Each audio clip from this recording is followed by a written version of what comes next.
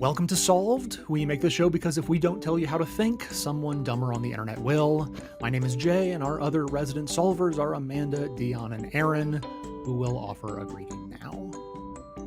Hey there. Hello, and I love the new intro. I really do. How's it going? You know, it's funny because it's true. Yeah. That's how I feel about the intro. So today, we're going to be looking at the destructive impacts of individualized thinking on fundamentally communitarian projects. We've got public health, which is, unsurprisingly, public. It's social. Everyone's decisions impact everyone else and are therefore not purely personal. The same goes for democracy itself. There's been a long-running disconnect between what regular people want and what politicians have been willing to turn into legislation. And the core of the disconnect is the stripping away of people's humanity and community. Neoliberalism drove ideas like NAFTA that they knew damn well would destroy manufacturing in the US, but they didn't think ahead to how it would also destroy factory towns, which would also destroy communities. And the idea was that the government would just give some additional welfare benefits to make up for it, thinking that money was the only thing being lost. Communities of people are not just a collection of individuals who need money to survive. They also need the community itself and the purpose that comes with satisfying work. Failing to understand that about humans is exactly what brought us to the point we're at now. The backlash to the fundamentally inhuman, individualized, everyone for themselves politics we've been practicing for the past 40 years. So we're not just going to take a look at how to roll back the humanity-crushing instincts of neoliberalism and hyper-individualism, but also how we can reconnect on a human level, person to person. But first, we have an update. Last week, Deon made a thoughtful comment on the historical relevance of the classic film Talladega Nights, and I have something to say about that. While you guys were talking, my brain did dumb stuff, and I have to go back and watch Talladega Nights with a new view of the Ricky Bobby character as America. If you're not first, you're last. Like, that's the only thing that matters to him, is that he's first, and then he learns some lessons, spoiling a 20-year-old movie. Yeah. But like, maybe that movie is actually a complete work of genius American history now. Or maybe my brain's fried. I'm not sure. So just make sure everyone's caught up. Amanda and Deon, I know you know. Erin, do you know about my list of movies? You know, I have a list of movies I haven't seen. No. So there's this window of time where there were a bunch of movies that were directly targeted at my demographic. White dudes in their early 20s. And I missed basically all of them. There was a variety of circumstances happening.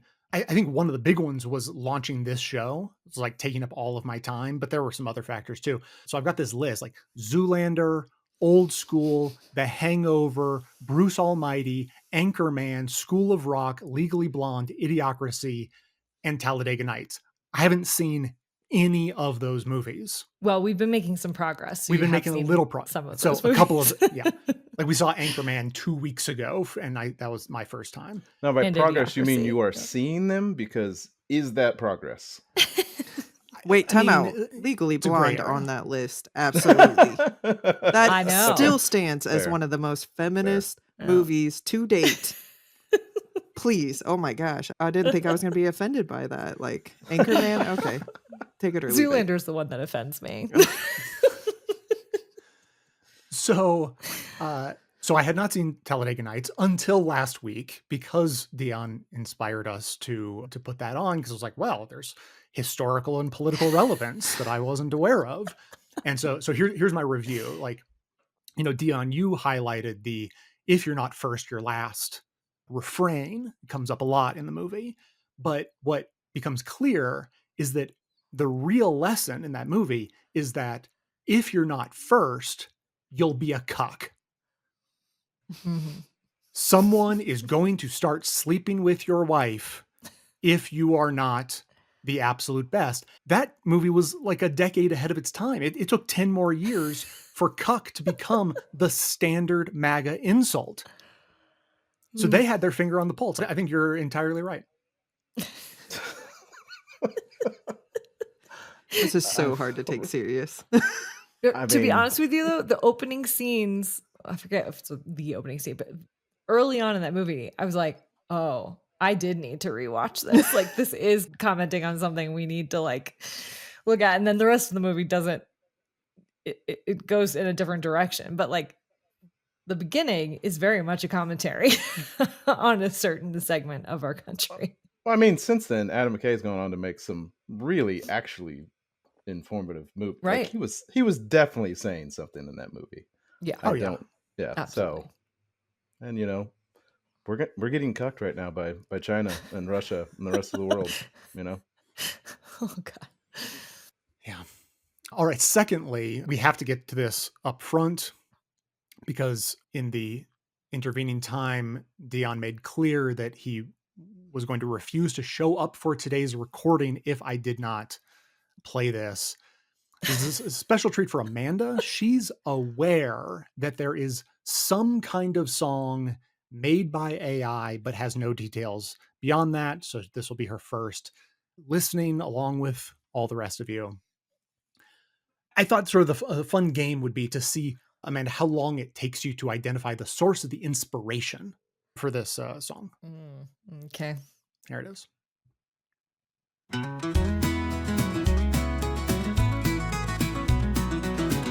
In the halls of history, where founders once did stand, Ben Franklin warned of despotism with a skeptical hand. A republic, if you can keep it, he said with a sigh.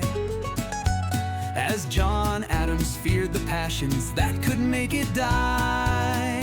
Oh, democracy's fragile like a flame in the night. We must tend to its virtue, or it will lose its light. We're at a crossroads where the path is unclear. Will we choose the way of freedom, or let authoritarianism appear? Alexander Hamilton warned of demagogues with words so bold. Henry Wallace spoke of fascism with a warning to be told. Richard Rorty predicted a resurgence of cruelty and pain as the strong man rises with a rhetoric that's vain. Oh, democracy's fragile like a flame in the night. We must tend to its virtue, or it will lose its light. We're at a crossroads where the path is unclear. Will we choose the way of freedom, or let authoritarianism appear? The Constitution's rigid, a framework that's hard to bend. But is it a shield or a shackle that hinders progress to amend? American exceptionalism, a myth that we must dispel. For democracy's not a given, it's a choice we must compel. Oh, democracy's fragile like a flame in the night. We must tend to its virtue, or it will lose its light. We're at a crossroads where the path is unclear. Will we choose the way of freedom, or let authoritarianism appear? Economic inequality, a spark that ignites the flame of right-wing populism that fuels the authoritarian game. But we can resist with coalition building in might, like Poland's pro-democracy movement that shone so bright. We must engage with our representatives with voices loud and clear. Use tools like 5 calls to make our presence felt year by year. We must pressure Democrats to resist the fascist tide and maintain our grassroots unity as we march side by side. Oh, democracy's fragile like a flame in the night. We must tend to its virtue, or it will lose its light. We're at a crossroads where the path is unclear. Will we choose the way of freedom, or let authoritarianism appear? So let's rise up with a hopeful heart and choose the way of freedom, a brand new start. For democracy's fragile, but it's not too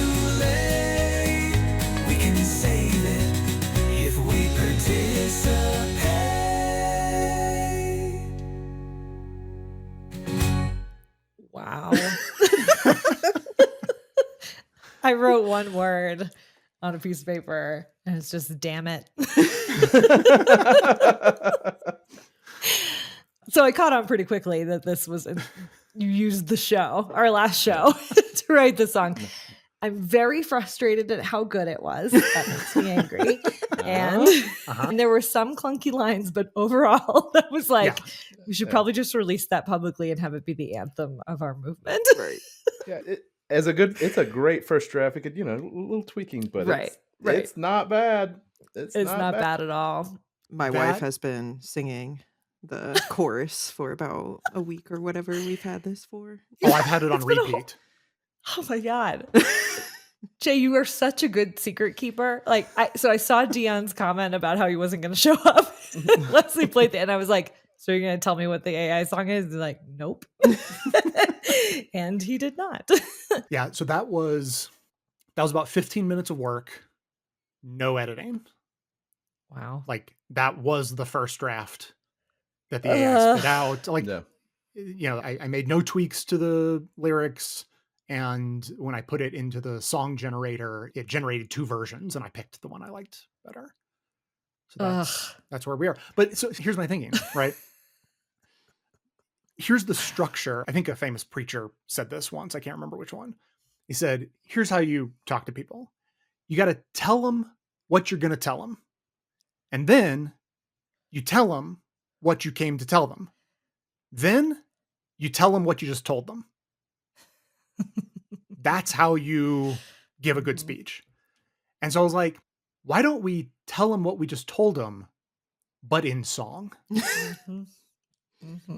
What better way to recap? It was a good recap. I mean, that Poland line, I died. I was like, oh, Amanda, if she does not get it, I was like, before then. I got it. I mean, I started to think, the Founding Fathers initially, I was like, oh, it's the show. And then I thought it was just the article we read. Yeah. But then it came back around to William Rorty and I was like, okay. Rorty was going to be the dead giveaway. I knew for sure. Oh boy. So that's the fun I've been having. Okay.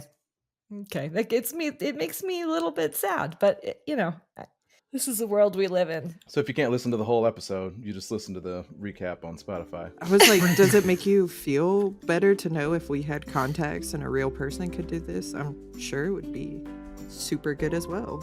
I took away from this, wow, we made a great episode. Me too. Exactly. It's true.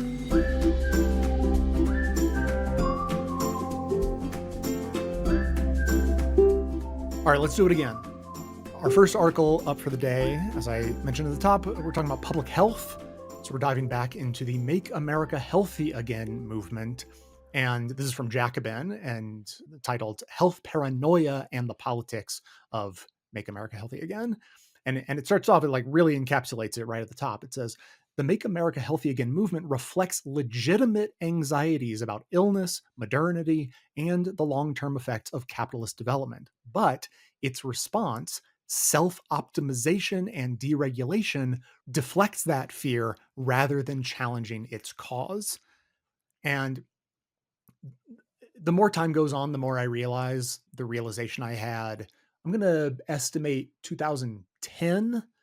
With the help of a listener, I didn't come up with it completely on my own, but the struggle between what is good for the individual and what is good for society are so often diametrically opposed.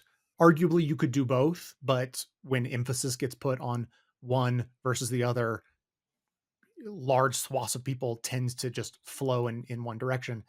And this is just another of those examples that there's nothing inherently wrong with deciding like, hey, our health system is messed up.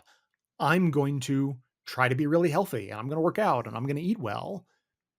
And then you just take it one step farther and fail utterly to try to also fix the systemic issues that are giving you legitimate concerns. So that's where we're starting.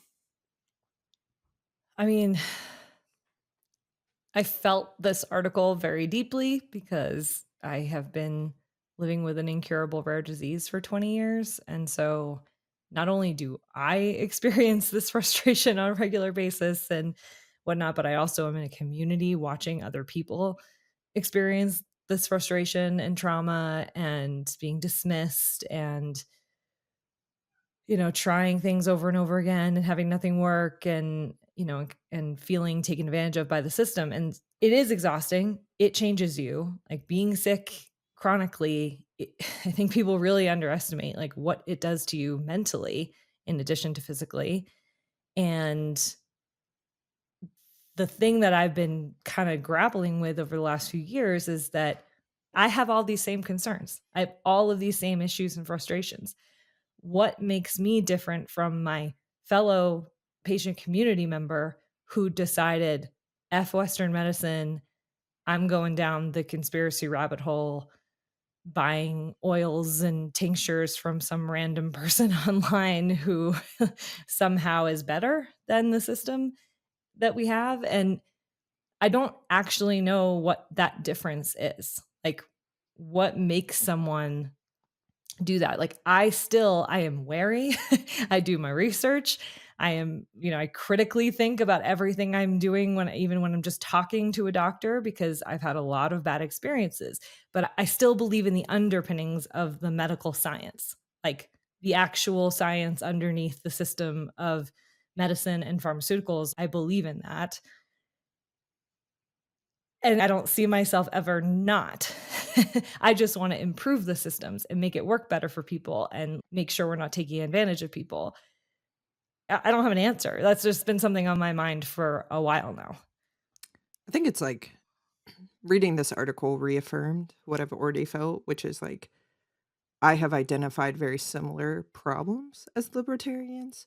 We just come to drastic different conclusions, like Right. their solutions and like what they gravitate towards. But I also, hearing you talk, like, I'm not saying this is the answer, but made me think about the fact that in the US, but other places, a lot of the time it's like given medication. That way you can like manage your disease or Yeah. illness. And a lot of the times I do think people are looking for cures. You're Mhm. looking at people who have to go through the system. You have to fight so hard for the little care that you can get, and then it still feels inadequate. So I feel like through those stories and those person to person, people latch on to stories that are someone who found a cure, someone who found a quick fix, someone who was able to operate outside the system. And then it kind of gets told as if that's the solution for everybody or like that's a true story. It's a lot of, misinformation, I feel like.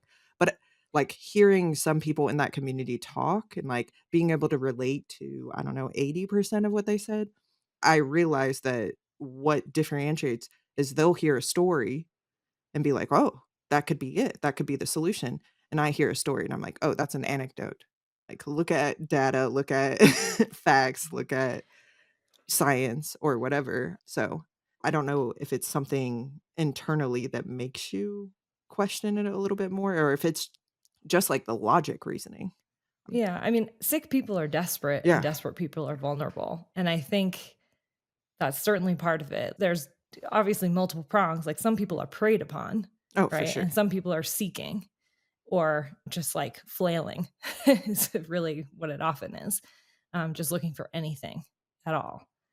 But because the trust has been eroded in our systems for valid reasons, they're on equal planes Yeah, instead of sure. instead of very much unequal, which is the reality. And there's very rarely an assessment of why that trust was eroded. And it's the profit motive. It's always the profit motive in all these things.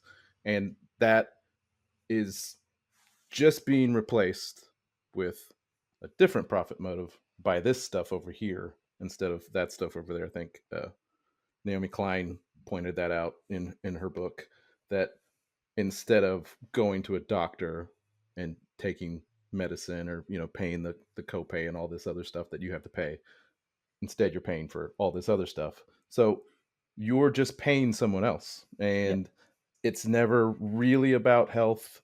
It's about money. And it's just such a big problem that, the difference between you, Amanda, going through your issues and coming out the end that you've come out on, and someone buying the tinctures or whatever that they've decided is the solution. I don't know what the difference is either, but I do know that the result is going to be probably worse for the person that decided to buy the snake oil. Maybe it's a little of what Jay says, where like people have the tendency to hear someone who's right about something and then assume that they're right about Yeah. other. So I feel like a lot of these alternative health gurus start with a really accurate assessment of the current condition of the healthcare system and the frustrations that people are feeling in having to act like that. And so then the solution that they give sounds like it could be probable. Like they sound like they know what they're talking about. My guess, obviously, like Amanda said, there's a lot of different areas of why people fall prey to these kind of answers. But I would definitely say that has to be a heavy mixture. Yeah, no, that's a good one. I can't believe I didn't think of that, since that is something I like to say often, that, yeah, a lot of the wellness people do accurately assess the problems with the system. There's another quote where we pulled a few quotes from Naomi Klein's Doppelganger, but one I forgot to pass around addresses this exactly. It says, Dr. Rupa Marya, for instance, has been highly critical of COVID conspiracy theorists, calling anti-science attitudes a leading cause of death in the US. But she also sees plenty that needs fixing in the medical status quo, which is why, along with Raj Patel, she co-authored Inflamed: Deep Medicine and the Anatomy of Justice. She and Patel acknowledge that the wellness gurus are absolutely right when they say we live in a culture that makes people sick as a matter of course. But rather than presenting individual peak wellness as the high priced solution, they advocate for deep medicine, structural changes that would detoxify our world and make healthy choices accessible to all. There you go. It's not that complicated. It shouldn't be an entire universe of wellness snake oil sales people, many of whom believe in the bullshit they're peddling. To be clear, they're not all like lying hucksters, but it shouldn't be a universe of those people versus a couple of doctors wrote one book that finally addresses structural problems in the system. And also, symptom management is different than treating your illness. And that's something that gets all mixed up together. There are plenty of people that I know in my patient community who have benefited from using essential oils in their life. They still have their disease.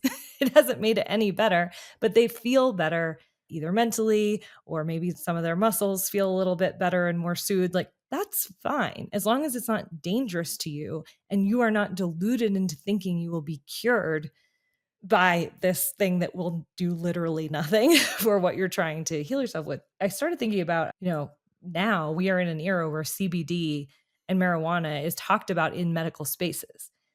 That is a total revolutionary change because even just not that long ago, you could not access those things. And now we have studies showing how beneficial they are and how people can, smoke pot and get off opioids. That's a huge deal. But that decades of blocking access to these things when we knew they were making people feel better, maybe we didn't have all the data yet, that eroded trust in the system for sure. Like they don't want us to have it, right? Because they know it'll make us feel better and they can't charge as much or whatever, And those are real issues. Now that marijuana is legal in a fair number of states, we are seeing the impacts of capitalism on that drug. So it's not like all these fears are ridiculous. They're very, very real. So we just have to walk this line of being honest about what the powers that be have been doing that have been harming us and what medically and scientifically makes sense. And all of this, I mean, trust me, we could talk about problems with the medical industry for another 5 or 7 hours, but to get to like where this brings us politically, this article also points out that this instinct, this inward turning instinct, helps foster reactionary politics. And it doesn't just play out medically. They also make the connection, interestingly, which I don't know that I'd thought of, with sort of the like back to the land homesteading style of mentality. It says, retreaters attempt to recreate pre-capitalist household structures, embracing trad life, homeschooling, and the agrarian nostalgia of self-sufficient homesteading, which when you say these things right next to each other, you realize the parallels. It's not actually that much of a stretch. Understanding that the system is failing you turns into the reaction that, like, well, fine, I'm going to do it myself. And once you've adopted the fine, I'm going to do it myself, the very next thing you think is, now stay away from me. I'm going to do it myself. Don't try to talk me out of it. Don't try to influence me. Don't try to get involved. Like, I've already decided to go on my own.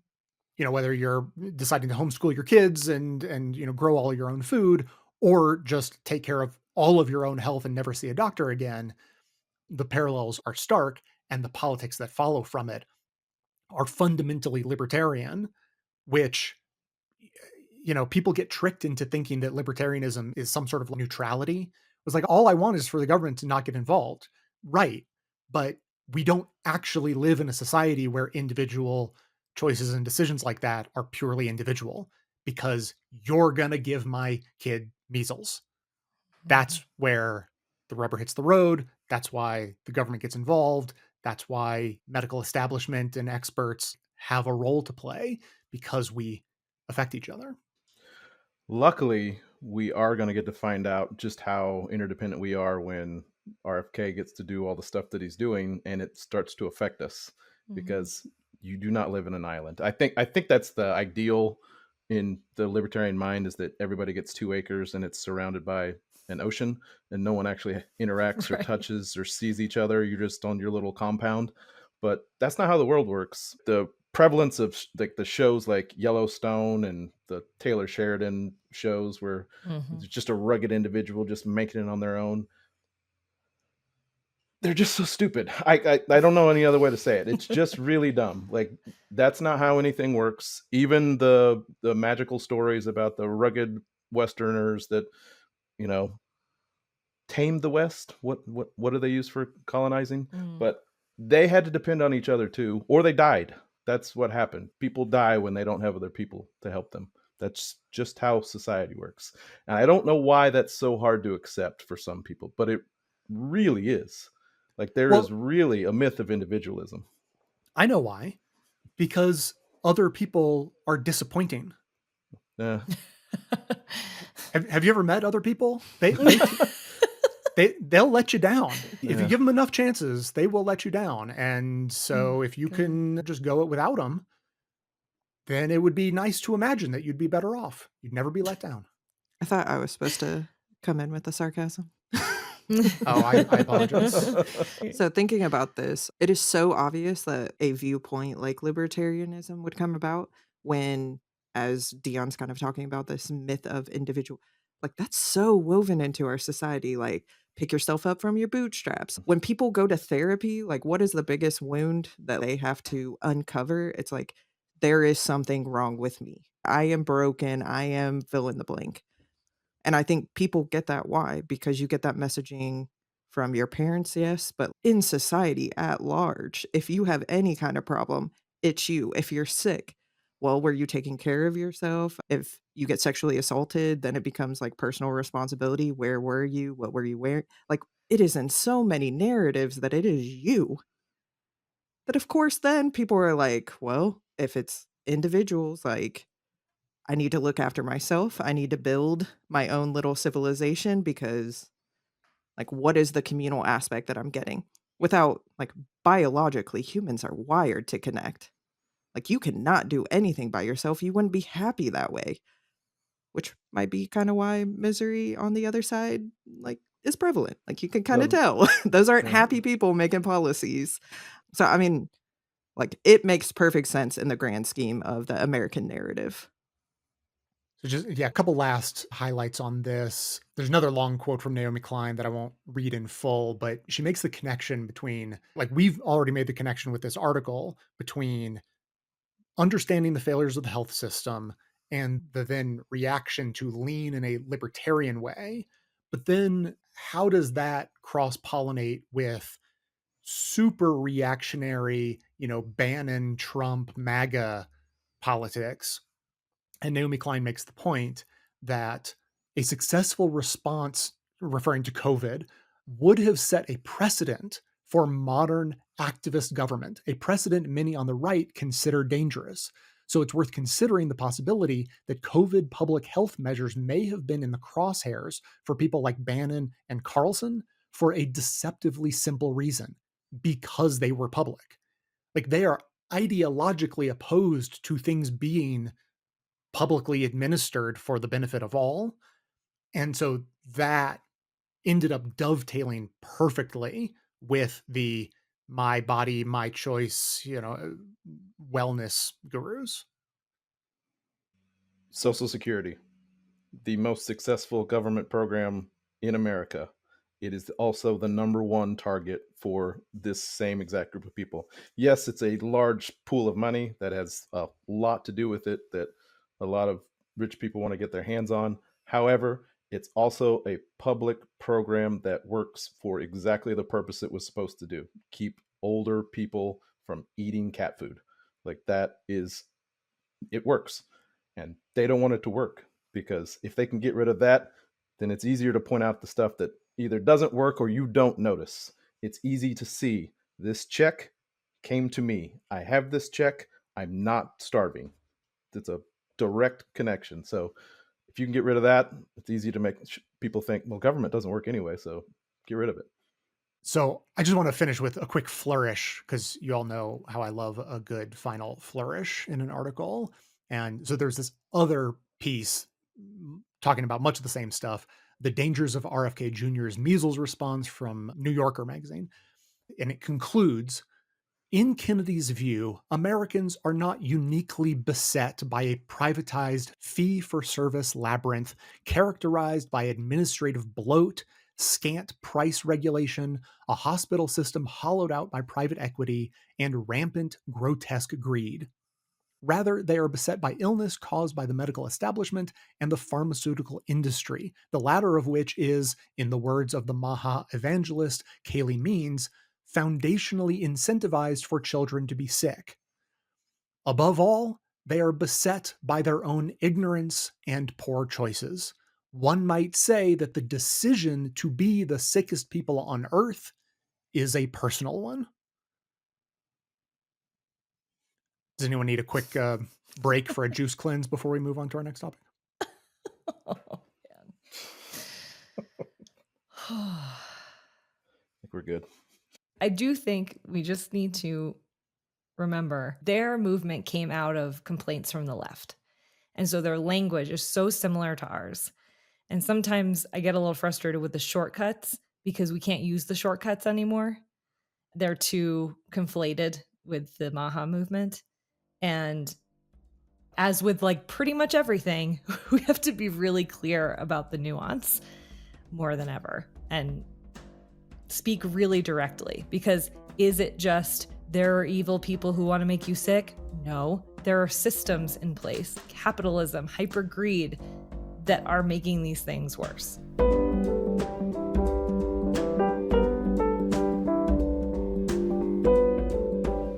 Next up, we turn to former senator from Ohio, Sherrod Brown, who wrote a quite good op-ed piece in the New Republic: Democrats must become the workers' party again. And he's quite blunt. He says, to win the White House and governing majorities again, Democrats must reckon with how far our party has strayed from our New Deal roots, in terms of both our philosophy toward the economy and the makeup of our coalition. We cannot solve this problem without an honest assessment of who we are, how we see ourselves as the Democratic Party, the party of the people, the party of the working class and the middle class, no longer matches up with what most voters think. So Sherrod Brown came into Congress in the early 90s. So the fight against NAFTA was the beginning of his political career, representing Ohio, which was going to be incredibly hard hit by the ramifications of NAFTA. And so he talks about leading the opposition to it, hoping that Bill Clinton would do the right thing, having come into office. I actually didn't realize, being 10 at the time, that Bill Clinton didn't negotiate the NAFTA accords. That came to him from George H.W. Bush, and he opted to not try to renegotiate, which is, I mean, just as a metaphor, that's pretty interesting, right? One party is kicked out of office, another party comes into office, but they were so aligned that Clinton came in thinking like, no, I'll do exactly what the previous guy was going to do. That should tell you something about the pivot of the Democratic Party at the time. They're like, no, we're the Republicans now. What are you going to do about it? And still are. Like that's like, Yeah. I mean, he goes on in the article to make the great points about Biden being the most pro-labor president of this era by far, but the messaging wasn't really pro-labor. The messaging was things are fine, the status quo is good, and we don't really need to change that much. And the feeling in the electorate obviously is things are terrible. Like things need drastic change. Now, why those things are the way they are, that's a whole nother issue. Like in the article, he also brings up how deeply former union members in Ohio revile Bill Clinton.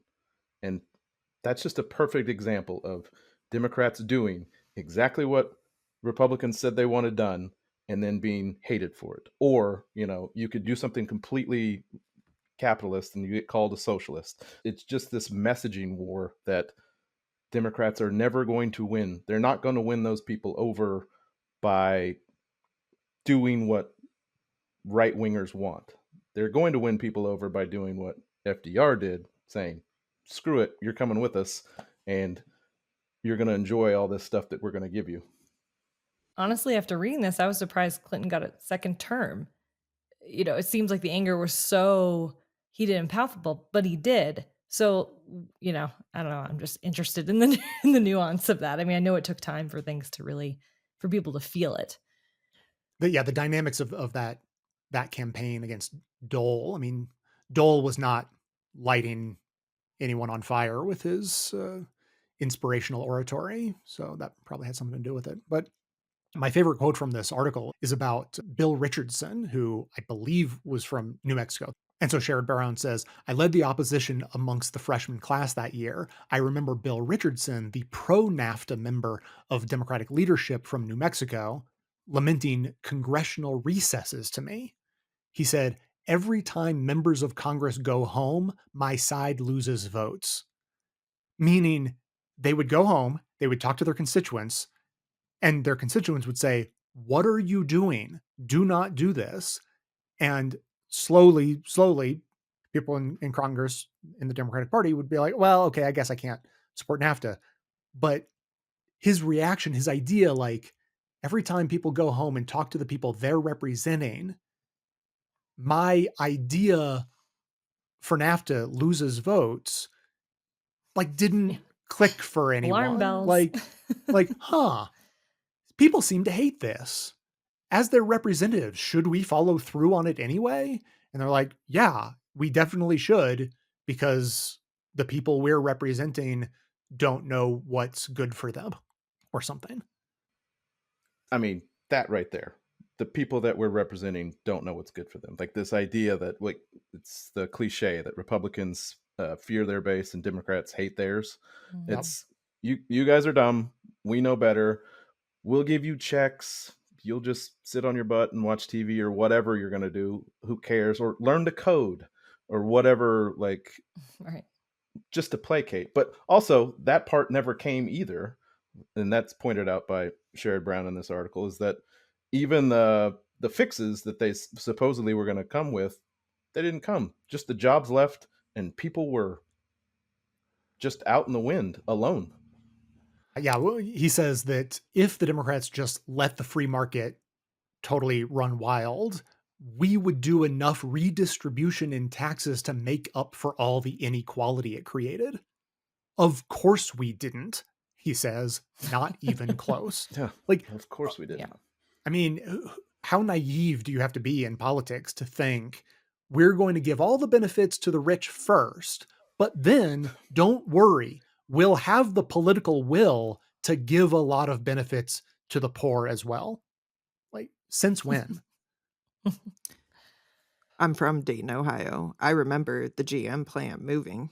I remember the depression like it was a wave that hit my community, that hit the surrounding communities. I mean, people's parents lost jobs.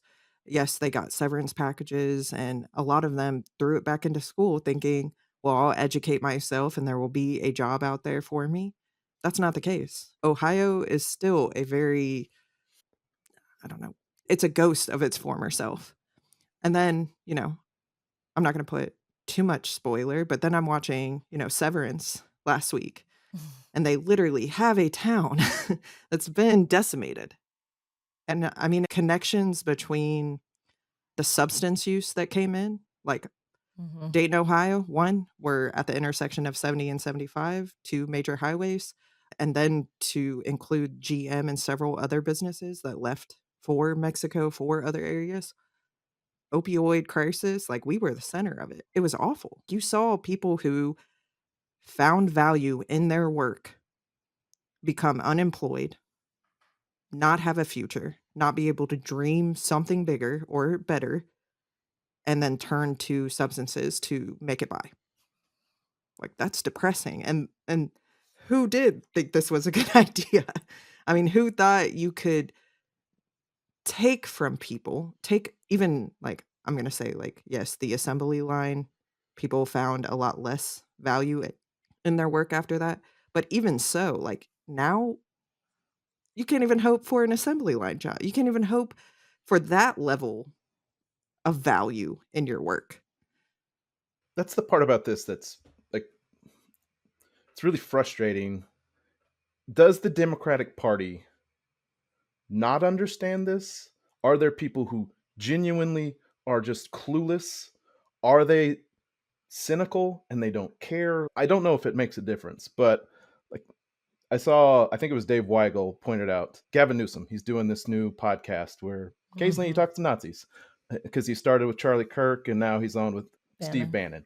And he said, and it may not be Dave Weigel, but I do believe it was, who said the problem with the upper crust of the Democratic Party is, and just rich people in general, is that they only talk to other rich people or the people that work for them.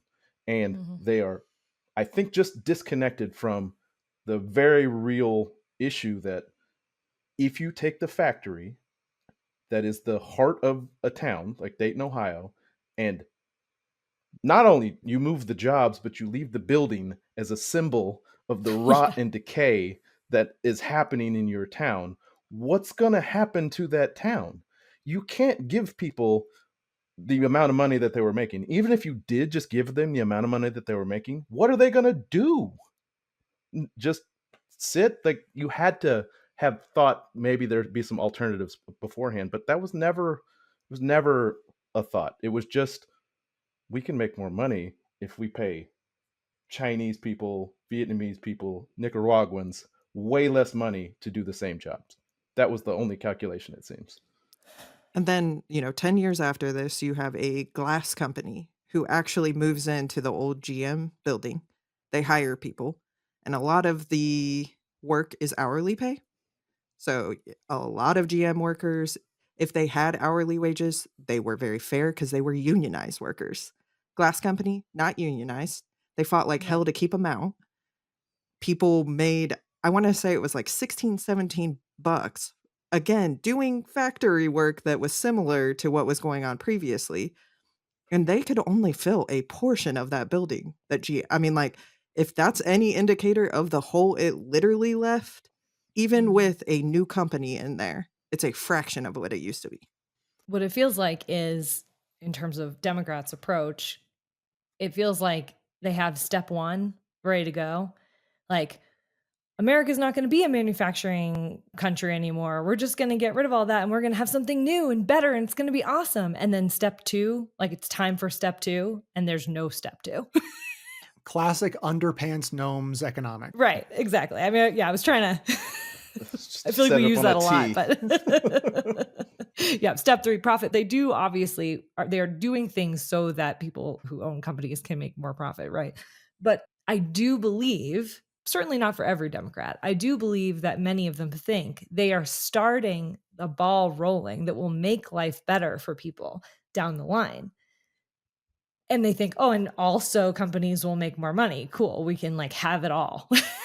And in reality, obviously we can't. And there is no step 2 implementation of, okay, now how do we make life better for the people that we just pulled the rug out from under? You mean the losers? Well, yeah, that was the quote I was reading. Yeah. And yeah, this is getting to like the condescension, the disconnection. Like no one would talk this way if they were connected to the people that they were referring to, right? It says, during the NAFTA fight, I remember talking to one woman, a business owner, who told me, I can't believe you went to Yale and you're taking this position. We Ivy Leaguers were supposed to know better, apparently. And anytime you raised a concern about workers, they'd say, oh, don't worry, we'll compensate the losers, with seemingly no awareness of how insulting that sounded to all those, quote, losers. And they don't compensate those losers. So right. And they didn't even insult do it. To injury. Of course.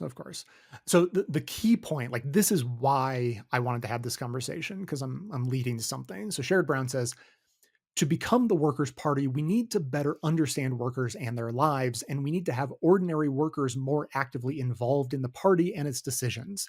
The easiest way to understand the working class is to be of the working class, to spend as much time as possible outside DC, to talk with people working regular jobs, to hire people from all kinds of backgrounds who have worked different types of jobs, or to be from that background yourself.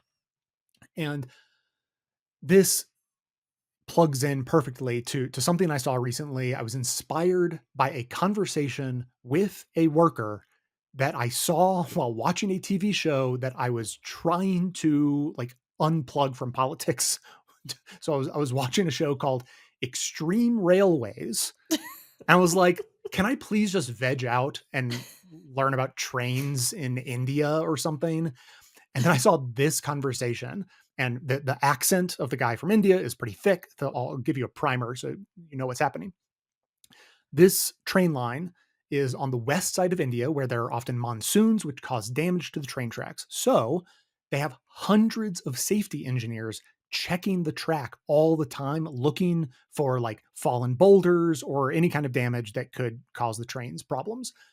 And they have had problems. Like there have been derailments, deaths, all that sort of stuff. So the need for safety is paramount. Now, if the engineers find something dangerous, they can't depend on being able to contact the train drivers. So the strategy that they use, I find amazing. They place small explosives, like very small, but they are explosives directly on the tracks to alert the drivers to upcoming danger. So here, have a listen. In June 2003, a landslide caused a derailment and 51 passengers died. A year later, a train hit a boulder and the train and several carriages fell off a bridge and 14 passengers were killed. To prevent further accidents, 650 monsoon patrolmen check the track round the clock. I'm joining Gopal Krishna and his team, who are responsible for alerting drivers of dangers on the line. Is the worst time for you the monsoon? Yeah, and the falling of the rocks, then landslides. Would you say that boulders are the biggest danger, boulders being pushed down by the monsoon? Yeah, as soon as the patrolman or watchman notices something unusual which affects the safety of the train, immediately he will protect the track. This is fog signals, detonators. Good grief. A fog signal? Yeah, and just to show him how to fix it. Like that, it will be fixed on a 10-meter interval. One here, another there, another there. So you put detonators on the line at 10-metre intervals. Interval, yeah. But what does it do? It was exploded. As soon as the wheel of the train run over this, then it will explode. These will go off and you'll Yeah, know yeah, exactly what yeah. it means. It'll mean stop. Then they will think something danger is ahead. Yeah. When there's no way of contacting the driver in the cab, these detonators could be the difference between life and death.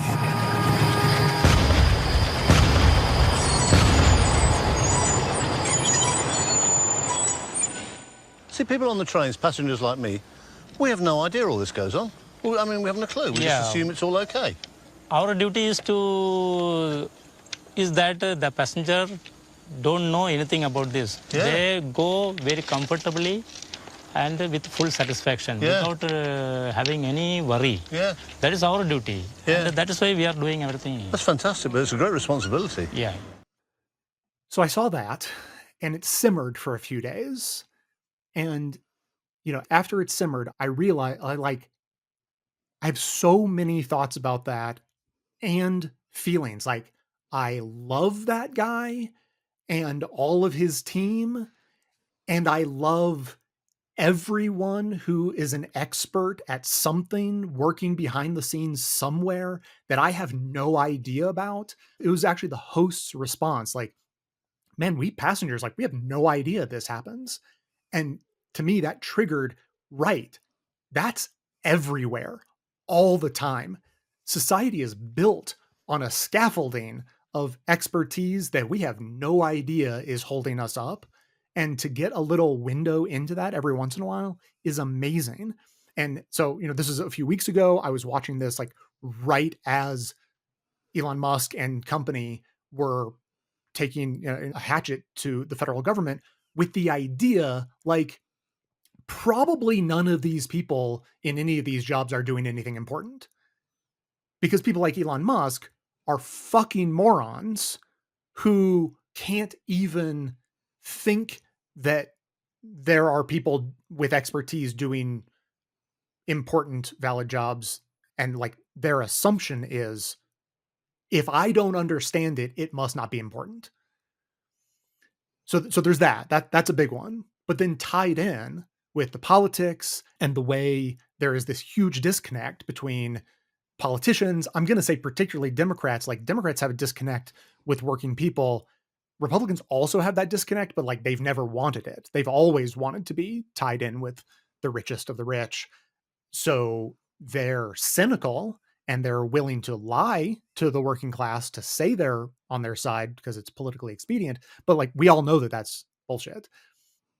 The Democrats have a fundamental disconnect. They really are supposed to be the party of the working class, and they really are failing at that. And so this story, this Indian engineer talking about how taking pride in it's our duty to do this work in a way that the passengers never have to know we're doing it. If no one ever knows we're doing this work, it means we're doing it right, is basically what he's getting at. So I've formulated a theory to fix all of politics and society. So here's the layout. Here's our problem.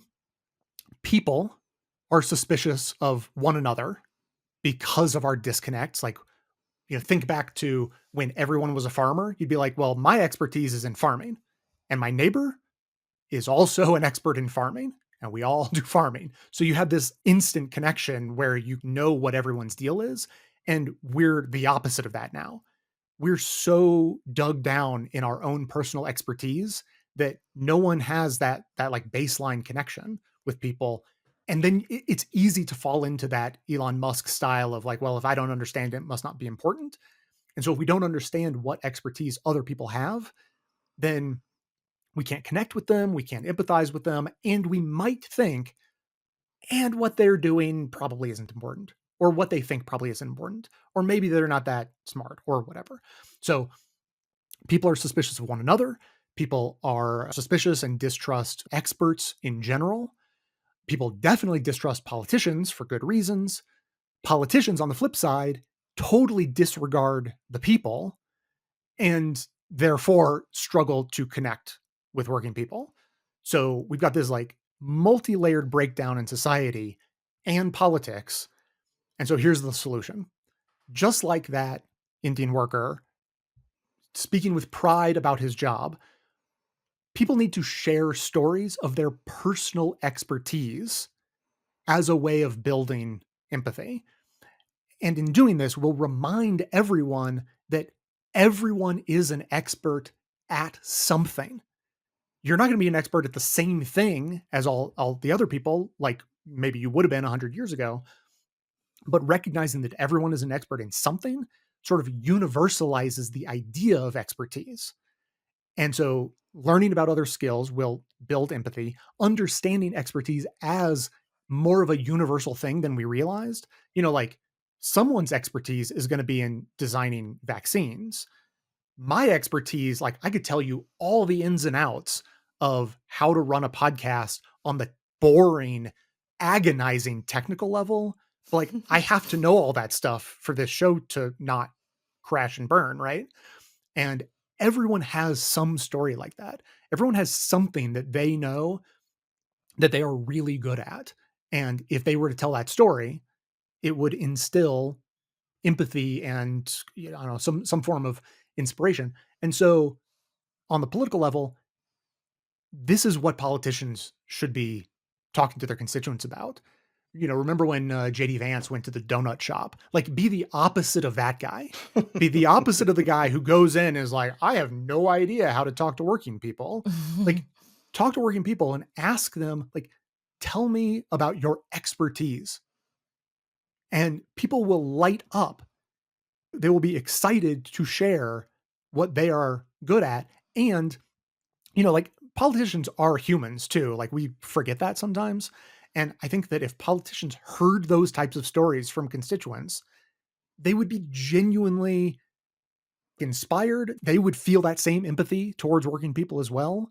They would think about working people differently. They wouldn't think about them necessarily as people who don't know what they need, right? They don't know as well as I do what they really need. When you start hearing about people's expertise and they're like what they really do, what they really truly know, then you can't help but give them more credence, see them as having more value, and politics will then follow. That's my theory. Can I underscore this as exactly correct? This is like the antidote for what is happening right now on so many levels. I saw this, Ryan Grimm was on the Majority Report and they were talking about Trump discussing Doge in the Oval Office and how there's confusion about who actually runs Doge. Trump said something that makes him seem smarter than Elon, which might be true.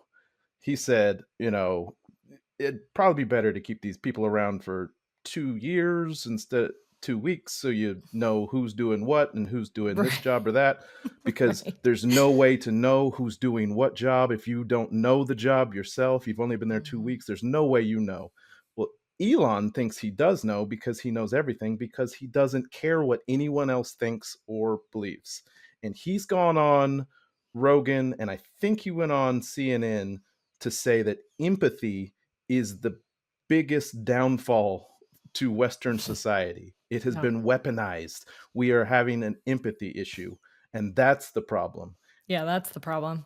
And what I've seen going around, and I wanted to pull it because I think it's very applicable, is that the chief psychologist who interviewed Nazis at the trial at Nuremberg, his name's G.M. Gilbert, said, I told you once that I was searching for the nature of evil.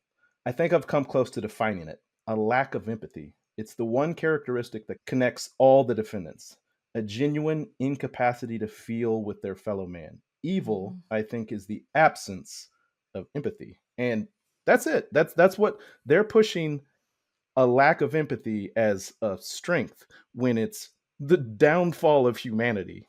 That's really what we're watching. When you lose your ability to connect with other human beings, you are losing your humanity. And the cure to that, reconnect with your humanity. Yeah. Additionally, being a politician shouldn't be the kind of career that it has become. And there was a time where people ran for office because they realized they were not being represented.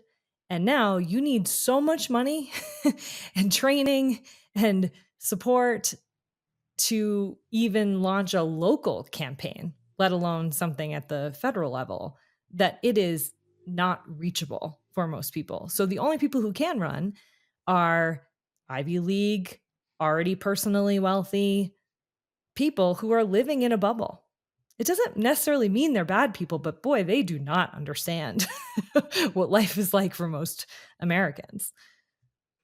That's what like the Pod Save boys said on a podcast years ago, talking about like the best way to pick a candidate was to go through their contacts and see who they can get money from.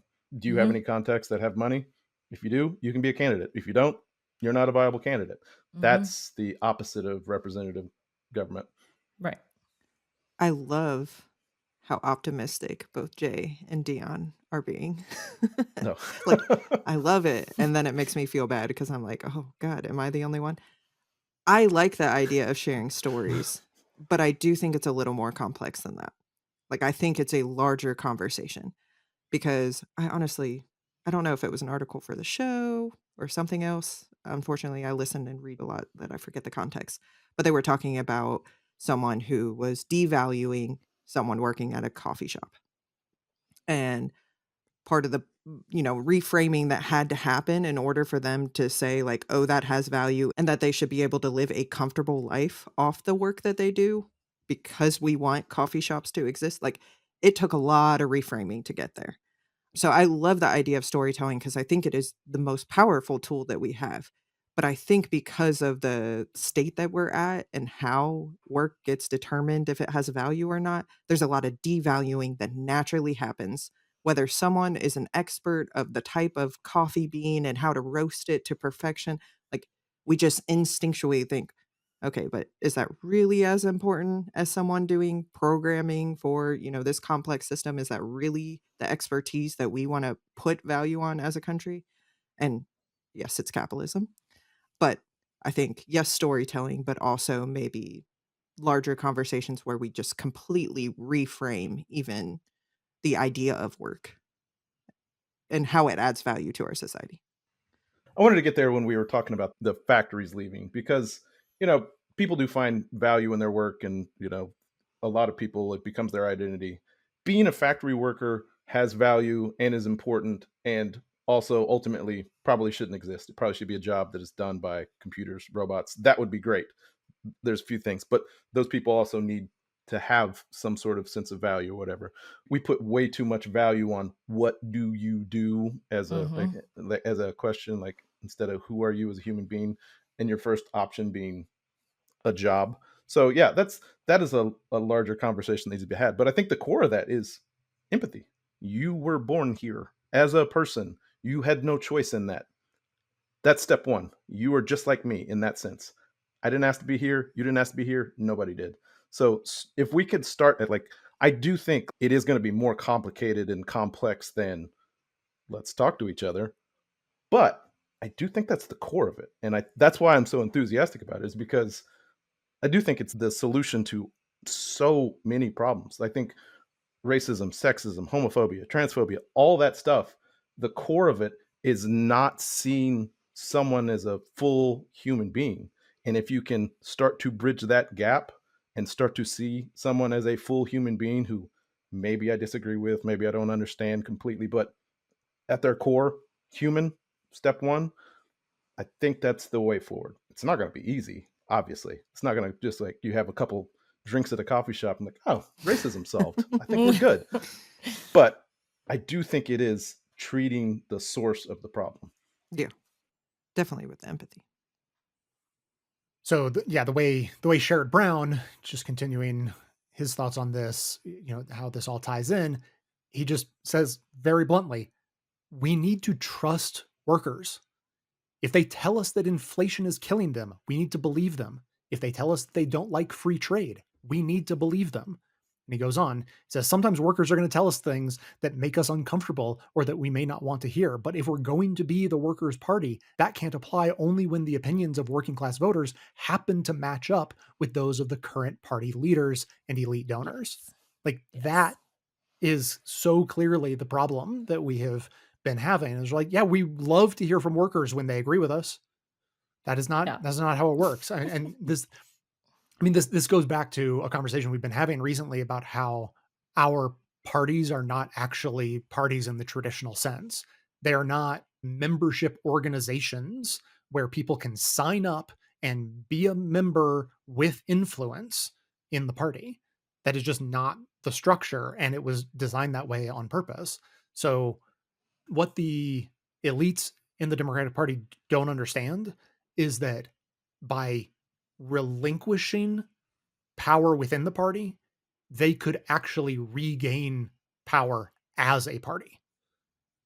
Yep. Because that is how you would be able to bring people in who would then be your energized foot soldiers in your quest to get elected and wield power as a party. Now they're clearly out of power and cannot see the way forward. I mean, at least a lot of them. There is absolutely no point in being elected if you are not there to help people. If you are going for elected office just to be in a position of power, or it looks elite or cool, or you were a lawyer and you didn't know what to do with your life, like that's not a reason. But we've been fooled into thinking that's how it goes. And the problem with that is everything that Jay said, but also this quote about, as Democrats debate where to go from here, sometimes this is presented as a trade-off. The party has lost working class voters, but it has gained more educated and upper income voters. If we become too populist, we risk losing the voters we have gained, the thinking goes. But my hunch, and this is Sherrod Brown, obviously, but my hunch is that the above equation conflates donors with voters, and it far underestimates the economic anxiety among even the upper middle class. I mean, absolutely. Like Democrats have been fighting the money game for so long and becoming the elites. I mean, it is true. Like that is what has happened.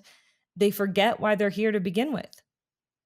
I mean, Republicans have never, they're somewhat more honest about why they're there to begin with. Like the power hungry is written on their sleeves. But Democrats are terrified that if they lose corporate interests in multimillionaires and billionaires, that they can't win elections. Well, I hate to break it to you, but they befriended them all and took all their money. And surprise, surprise, we're still losing elections. So maybe we have another path to take.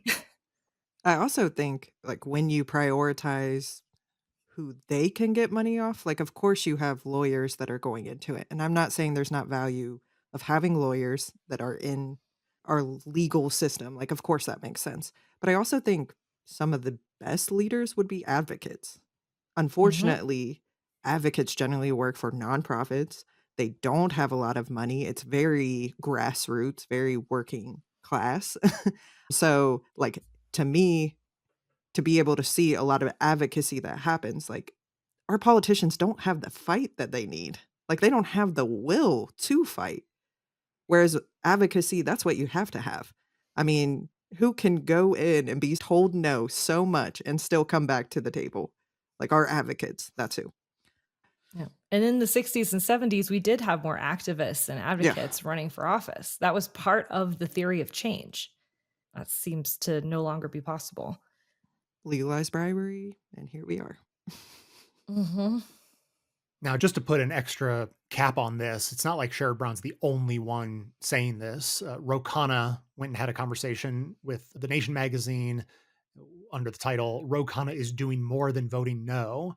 And he's basically making a lot of the same points. He says, I think our biggest job is to uplift the stories of ordinary Americans who are being hurt by the cruel and irrational policies of this administration. So not the same stories as I was advocating, but like it's all about stories. It's all about tapping into people's real lived experience and understanding what they're going through, particularly those who are losing jobs at the hands of the Trump-Musk administration. And then he pivots and advocates for a robust economic system that we would all be on board with. He says, I call it a new economic patriotism. It's pretty simple. First, what we have to say is that to the people acting like we're the saviors, we need to say, we screwed up. We're the ones who have policies that shafted the working and middle class. He goes on and says, like, now, of course, it started with the Republicans under Reagan with enormous tax breaks for the very wealthy and trickle down economics, but it was also Democrats supporting bad trade deals, NAFTA, the WTO, the ascension of China, etc. And so, like, that kind of honesty coming from a party looking to reinvent itself, looking to pivot is, I think we would underestimate how important that is. To try to pivot while also saying like we didn't do anything wrong is not going to work. You know, people will see through that bullshit. And so being able and willing to say like, hey, like we made mistakes, but we're going to learn from them and do things in a better way. You know, I think people are more forgiving of people who are honest than politicians believe. They think I need to never show weakness, never admit to having ever been wrong about anything, because that's the way to get people to trust me. And it's the opposite. You know, if you can admit a mistake, that makes people lean in. Like, oh wait, he's not bullshitting me for a second. What's he going to say next? I mean, I was glad to see that he is picking up on what Bernie Sanders is doing and plans to travel to red districts and talk about the effects of what's happening. I was hoping that would catch on. I was hoping Bernie would lead the way and others would be like, oh yeah, that's a good idea. I've also been hearing about attorneys general from multiple states coming together and doing town halls together, talking about what the real implications are of everything. So like, that's a start. The main message, I think, is stop being scared of real people. Go out and talk to them. Like, they definitely seem afraid. And Republicans absolutely are right now. And their leadership is saying, don't talk to your constituents, which is insane. But Democrats need to show they're not afraid. They'll go out and talk to anyone about anything. That's how you start to build things again. And I suppose I'll wrap up with one last flourish because, you know, I'll take a flourish anytime I can get one. Ro Khanna is basically asked for his conclusion, and he says, look, this is a dark chapter, but I want people to be optimistic about the renewal of this nation and what comes ahead. When we had the Great Depression and that dark chapter in American history, it was followed by FDR. When we had the robber barons from 1870 to the 1900s and redemption that undermined Reconstruction and ushered in Jim Crow, it was followed by the Progressive Era. When we had the Civil War, it was followed by Reconstruction and the 13th, 14th, and 15th Amendments. In America, at times of deep despair and darkness, we have been blessed to reemerge with a transformative, positive vision. And that's what we have to focus on as progressives, that the end of the Trump administration will mark the beginning of the modern progressive age. And this is a little bit of a callback to what I was trying to say for a seed of hope in the last episode, that maybe our revolution hasn't happened yet. Maybe we're on the cusp. I think right after the election, we all had different reactions, and we kind of talked about a reaction. And I think I wasn't as negative because I have felt like we were going to get here eventually, inevitably, because of NAFTA, because of our reaction to 9/11, because of the policies of Reagan and Clinton and Bush and so on and so forth, that inevitably we were going to get to this bad point. But it doesn't have to stay on this track. And I think maybe what we kind of thought was going to happen with Trump eventually, and not immediately, but like just the raw, naked corruption, incompetence would be maybe a wake-up call for some people. And I'm not hopeful that all Republicans are going to wake up and realize that they were wrong. That's not what I'm saying. But you can see it at those town halls that are now canceled, that a lot of Republicans are like, hey, this isn't what I wanted. I wanted good stuff. You're doing bad stuff. And if there is a movement within the Democratic Party to realize and accept finally that they've been doing things the wrong way. And if there are enough people like Ro Khanna that can have influence and push people to go that direction, and there are enough people that say, maybe I should run, maybe I should be a part of this, that there could be a way forward, because what Republicans are offering is bad. Full stop. Unless you are a rich white man, for the most part, you don't have to be straight if you have enough money. That's important. But it's not good for anyone else. And if it's not good for anyone else, all the people that are suffering will want something else. I don't know if we're going to get enough people to say we can blame the people that are actually doing it instead of the immigrants that are taking our jobs or whatever they think. But there will be enough of a groundswell in the Democratic Party and enough positive energy that it will pull some people away. Like it's just kind of the give and take in the flow of history. That's just the way it kind of seems to go. It doesn't have to go that way. It could go the other way. It could be bad. But there's no room for that kind of thinking, because we have to push forward and we have to try to make things better and cannot just accept things the way they are. And I think that's the gift of Elon Musk. I want to thank him again. Laura Trump said we should be like kissing his feet. I think that's what she said on Fox News. Gross. Yeah. I'm not going to kiss his feet, but I do want to thank him for being a complete and total fuck up on a national stage, on a global stage, in a way that I didn't think was possible. And I'm happy for him for that. And I would just like to say, like, this is how you realize how radical you are. Like what Ro Khanna is talking about. FDR era, that's a compromise. That's not as Yeah. extreme as I am. Like, that is the least you can do if you're going to force us to live under a capitalist world, not even just the United States. But yeah, FDR era, that's our compromise. As radical as they want to paint us, the government should do things for people. It should have always been that way. The fact that we moved away from it, yeah, is unfortunate, but I do think we can get back there. I think people are ready to get back there. Absolutely.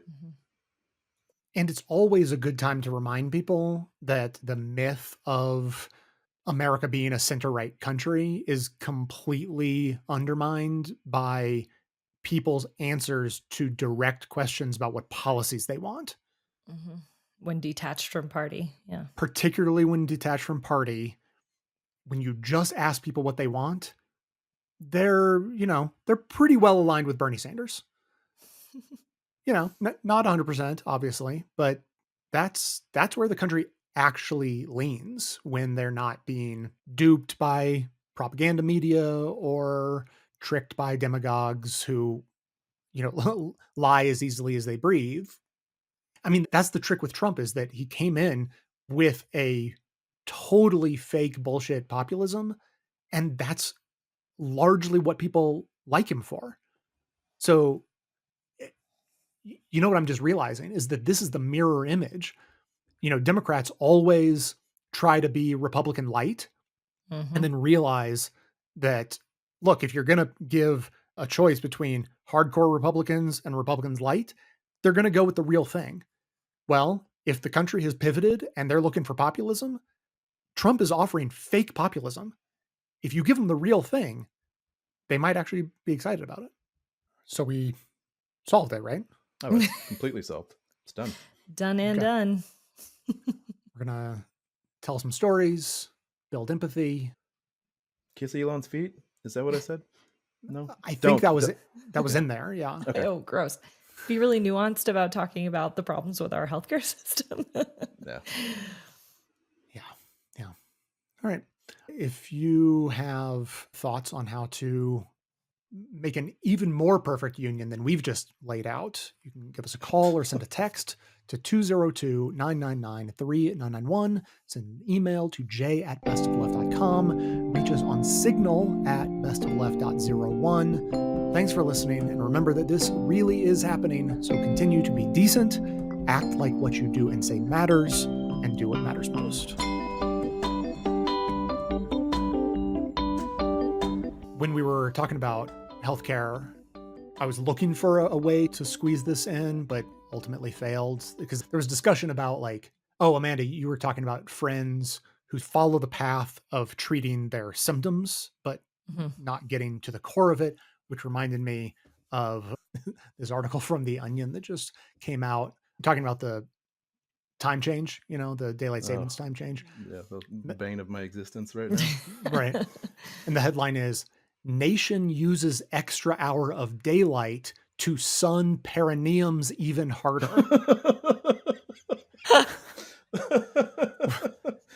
Which That's amazing. which got me thinking, because I was like, and I don't know if the perineum sunning fad started a few I years ago. remember that Yeah. Shailene Woodley thing. Yeah. Oh my God. And I was like, it's probably not getting the sun to shine on your perineum that's creating the real benefits.